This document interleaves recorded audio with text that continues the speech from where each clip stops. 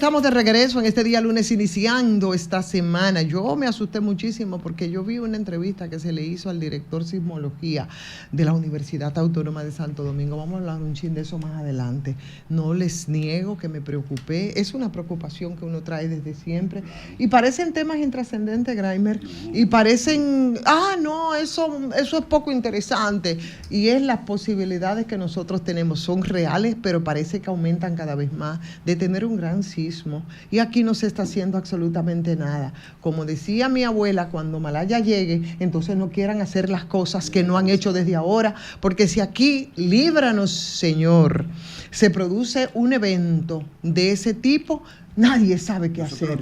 Tú no sabes para dónde coger. Yo estoy segura que nosotros aquí lo que nos vamos a volver locos todos, nos vamos a meter abajo quizás de esto, y va a haber una locura en todas partes. Señores, vamos a tomar la palabra de los expertos que desde hace tiempo están hablando sobre las posibilidades de que nosotros tengamos un evento de este tipo. Lo tuvo en el 2010 Haití, lo tuvo en el 2021 fue. Otro, 7 punto algo, lo tuvo Puerto Rico. ¿Y dónde estamos nosotros? En el medio. En mar abierto. Estamos, sí. Se produjo 7.6 en estos días en mar abierto, exacto, entre las Antillas. Exacto. Estamos, no es si nos va a pasar, es cuándo nos va a pasar. Exactamente. Y como decía este señor predictor técnico científico, eso puede ocurrir en cualquier momento. Entonces, ¿qué están esperando las autoridades para empezar una campaña de concientización, de educación, darle las herramientas a la gente para que en momentos como ese sepamos qué hacer? Cuando el terremoto de Haití, ustedes recuerdan que los simulacros empezaron a hacerse aquí en el país porque vimos al innombrable muy cerca. Entonces, por Dios, después no aleguen, porque después tú vas a ver, tú verías después, bueno, y entonces, no, es ahora que hay que empezar a educar en las escuelas, los hospitales, esos lugares de grandes conglomerados de personas, en las oficinas gubernamentales que albergan mucha gente, y en sentido general explicarle a la gente sobre el tema del terreno, de los terrenos arcillosos, de los terrenos rocosos, de las mayores posibilidades por áreas. Eso yo creo que hay que hacerlo. Eso es urgente porque hay que tomar la palabra de las advertencias hechas, no les niego.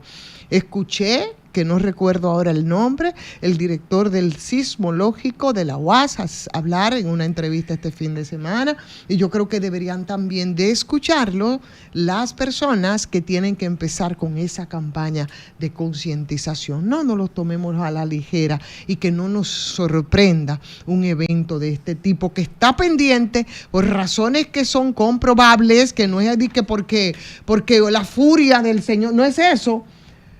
No se trata de eso. Entonces, yo creo que el tema vale la pena conversarlo, pero sobre todo vale la pena que las autoridades le pongan atención, mi querido Fafa Tavera. Y después de esto, y de mostrar mi sustico y mi preocupación, le voy a dar las buenas tardes a usted de nuevo para escuchar su comentario. Gracias. Yo llegué aquí piropeándote, ¿oíste? Porque sí, te vi muy bien en la imagen y después tapaste la elegancia. Este no es fácil. Mira. Esto te puñó, señores. No. Yo tengo la idea, y la he repetido muchas veces, que el pasado no tiene arreglo, que uno no puede buscar la guía, pero sí los valores. Los valores del pasado son permanentes. Porque en el fondo, lo único permanente de las acciones humanas son precisamente las motivaciones y los valores que impulsan las luchas, ayer, hoy y la que van a impulsar la mañana. En función de eso, yo quiero recordar un hecho. El 16 de febrero de 1973 mataron a Francis Camaño. Y Francis es un símbolo. Y yo tengo mucha experiencia personal para remarcar la importancia de recordarlo. Francis fue el jefe de los cascos blancos, el instrumento de la policía que estaba vinculado a la función de parar, detener o reprimir cualquier manifestación. Y yo era un activista político del 14 de junio y él fue el 26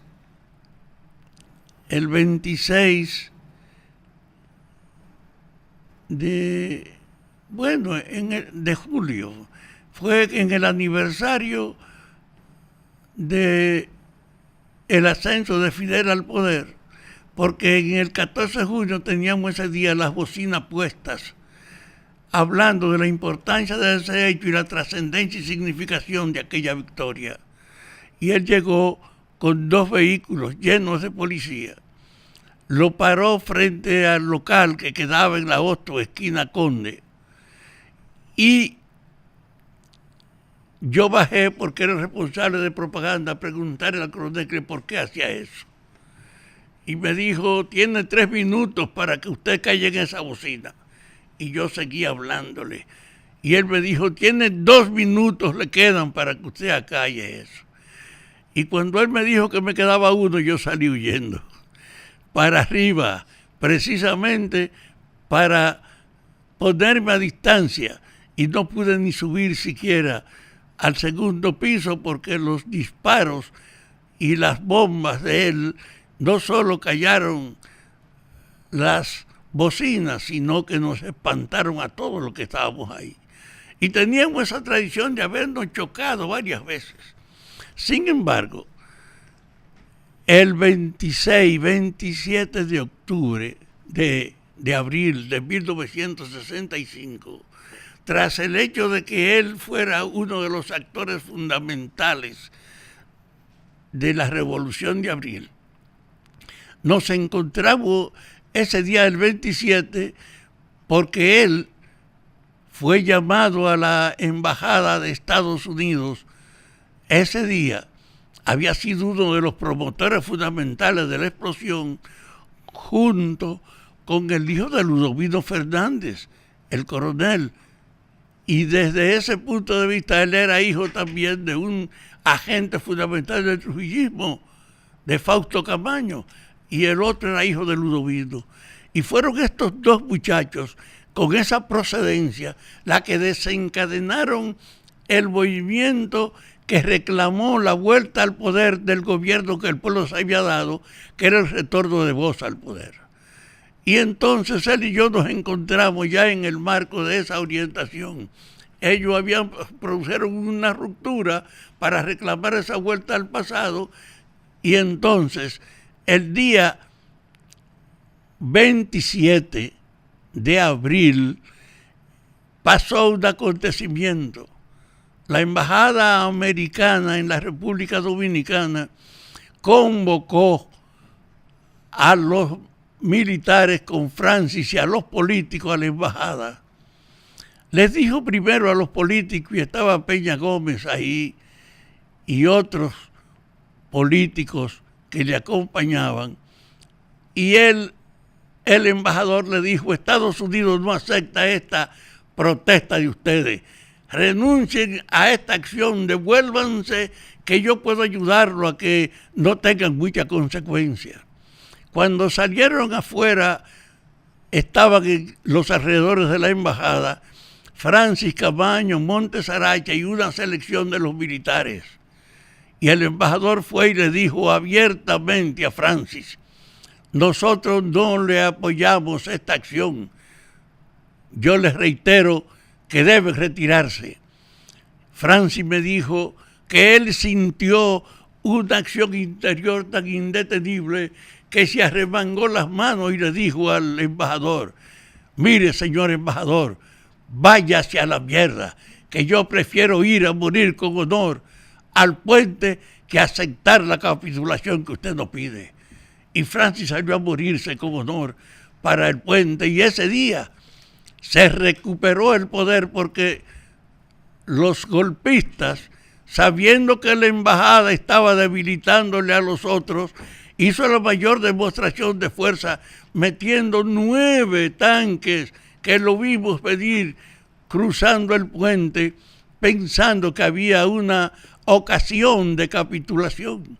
Y sin embargo, Francis, que salió a morir con honor para no aceptar la claudicación, nos encontramos allá, y él fue decisivo en que ese día toda la fuerza de los golpistas fuera dejada de lado porque le quitamos los tanques extranjeros, los nuevos tanques, le destruimos la infantería y en el fondo ese día 27 se había en los hechos logrado una victoria sobre los golpistas. En la noche de ese día, como él y yo nos habíamos visto en el antagonismo de la lucha política, yo fui a verle y cuando entré y le dijeron que yo estaba ahí, él se volteó y yo pude ver que estaba con un plato en la mano comiendo yuca con queso que la dejó y nos abrazamos sin decir nada. Y me dijo, hay que consolidar esta victoria de hoy con la toma de la fortaleza y la toma del cuartel. Y me expresó, en el cuartel general de la policía me han dicho que si vamos no va a haber ninguna resistencia, pero el desafío está en la fortaleza. Quedamos entonces el 27 de verlo al otro día para decidir cómo coordinar la fuerza que tomara la fortaleza. Al otro día estábamos reunidos cuando a las 10 de la mañana escuchamos la información de que el presidente Johnson había ordenado el desembarco de 500 infantes de marina para tratar de proteger el área de la embajada ante el desorden que se había producido en la República Dominicana. Entonces dijimos, vamos a acelerar la toma de la fortaleza. Eso fue el 27. El 28 es que estamos escuchando esa situación y quedamos en ir al día siguiente a esa acción y a ese compromiso. Y él mandó al coronel Lora Fernández con un tanque y yo fui con 50 jóvenes del 14 de junio armados para esa toma. Y efectivamente, bajo un tiroteo de los que nos hacía el CEFA, periódicamente nos dispersó varias veces de lo que estaba en la fortaleza. Y en una dispersión de eso el tanque quedó vacío porque el artillero era un CEFA detenido que aprovechó ese momento para dejarlo solo. Y yo les dije a la gente que estaban ahí atolondrados por ese hecho, no se preocupen, que yo soy artillero. Ninguno lo creía, pero me vieron entonces actuar y ganamos todo el respeto para tomar la fortaleza, salir de ahí como con 500 prisioneros, pero también como 500 armas de más. Yo entonces tenía una relación por ese hecho de profundo respeto y admiración por Francis Camaño.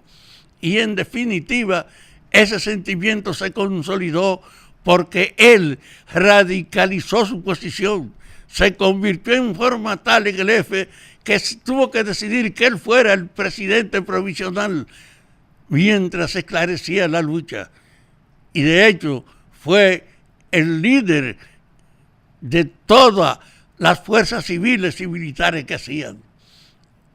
Después que pasa la guerra, por la intervención americana, lo sacan del país, lo mandan a Londres y desde allá él fue capaz de abandonar su cargo, ir a Cuba y organizar por alguna manera de retornar al país para tratar de restaurar lo que se había perdido por la intervención. Y entonces, el 16 de febrero, él entra al país y entonces las Fuerzas Armadas, porque él llegó con muy poca gente, fueron fácil, lo hirieron en la montaña y estando herido, llamaron al presidente Balaguer y fueron los dos jefes de las Fuerzas Armadas de entonces a decirle a Balaguer que tenían herido a Francis y Balaguer, ese hijo de su madre, repetirle, pero aquí no hay cárcel para ese hombre. Y ellos salieron porque entendieron claro que esa era una orden. Francia aquí tiene que ser un muerto, no un detenido. Yo quiero recordarlo hoy porque la calidad de entrega de un hombre que nació en el seno de la fuente del poder trujillista que tuvo el privilegio de una autoridad y de ser el centro e incluso del control de la población, dio una demostración de calidad y de generosidad que no puede olvidarse y que sigue siendo una bandera para los militares de hoy. A ese Francis, que hay que recordar desde la conciencia de los méritos que tiene en el pasado el combatiente, yo le dedico mi recuerdo y le digo a la población, conozcan esta entrega, porque fue una transformación desde su educación y su práctica para asumir la demanda popular de luchar porque se respetara un gobierno que el pueblo se había dado. Adiós, Francis, y a todas las personas que nos escuchan decirle, él es, en el día de hoy, el más alto símbolo, junto con Lora Fernández, de la calidad humana de nuestras Fuerzas Armadas. El sol